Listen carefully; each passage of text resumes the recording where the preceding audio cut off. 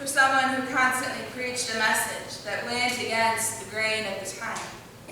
Release to the captives, help for the poor, love that reached across all boundaries.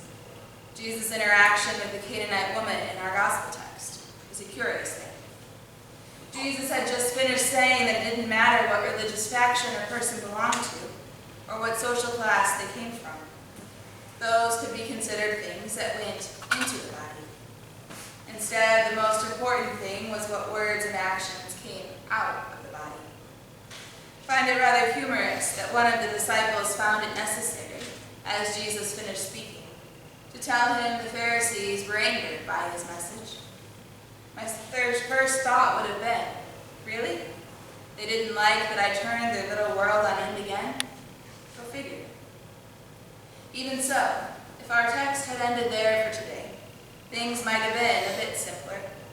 We might have spent time thinking about what it is we want to come out of our mouths, how we might live lives of purity in both our words and our actions.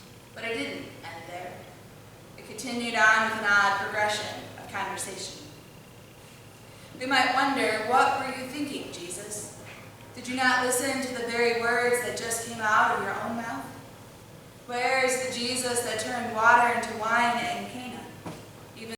Though it wasn't time for you to be revealed yet? Where is the Jesus that fed over 5,000 people, even though your own disciples wanted to send them home to get their own food? Where is the Jesus that called Peter out to you on the water? Where is the Jesus who is all loving, compassionate, albeit at times a little feisty, yet always understanding? Maybe he was fed up with having to explain himself all the time, of dealing with hard-headed disciples who asked silly questions and made statements like, you know the Pharisees won't like what you said. Maybe Jesus was off in his own little world, daydreaming as they walked along. Whatever the reason, we saw a side of Jesus in our text today that is a bit uncharacteristic. Somehow, without even focusing on her for any length of time, Jesus managed to know that the one calling after him was not a Jew, the ones to whom his mission was focused. We don't know why Jesus chose not to respond to her shouts until the disciples got fed up with her noise, or how Jesus managed to not let her shouts bother him. But somehow, he did. Some scholars say the woman's cries were equal to that of a noise that might start down in a person's toes, working its way up and out of the mouth. If that is true, it would mean Jesus would have been working pretty hard to ignore that woman as they walked along. She had several things against her, but yet this unnamed woman managed to persevere. She was determined she wouldn't leave until Jesus did for her daughter what she heard he had done for so many others. To her, it didn't matter what society said about women not talking to men of different standing. It didn't matter if she was unaccompanied, as she was supposed to be with either her father or husband. What overshadowed those things was the love of a mother, the love that could stand up to someone equating her with dogs, giving her the courage to respond that even dogs get crumbs from their master's table. She was content to get Jesus' leftovers, trusting that even that must be better than what her daughter was currently experiencing. And because of her perseverance, she was rewarded. 6 years ago, when this text came around, I talked of how when Jesus died on the cross, the boundaries imposed by the religious kingdom were broken once and for all.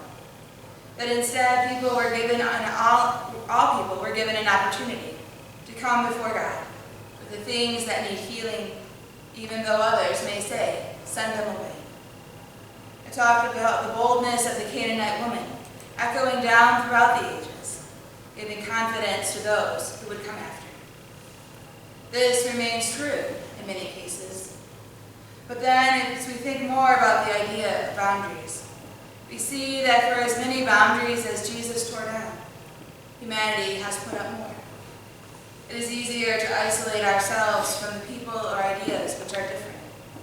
to be like those disciples that told Jesus to send the woman away, instead of taking time to truly listen to the other side. The good news is that even when we continue to put up boundaries, God continues to tear them down. In Paul's letter to the Romans, he reassures that God has not neglected his people, that the gifts God gives are unchangeable. And while we are all disobedient at one time or another, God has mercy on us and forgives us all over and over again. And in our first lesson from Isaiah, we are reminded that it is those who serve out of love, keep the Sabbath, and seek to obey God's commandments who will be gathered on the holy mountain. In essence, this is what Jesus was talking about that day when he spoke of how it isn't the things that go into the body that defile, but what comes out. Instead of the focus being on what a person looked like, or what religious background he or she was from, Jesus says purity is found within the heart. Using that as the test, the Canaanite woman was full of purity. She had faith within her very being that Jesus could make a difference and wasn't leaving until he heard her. She was bold to speak up and challenge him right back as he challenged her. And in the end, because she didn't give up, she got what she asked for. Jesus invites us to come again and again, like that woman, out of our own great faith, even while we may plead, Lord, help us. As we come, we are reminded that our heartfelt cries of pain and struggle are covered by the grace of God, who loves us now and will love us forever. And so we don't give up. We continue to come over and over again out of our great faith, trusting God hears us always and will never send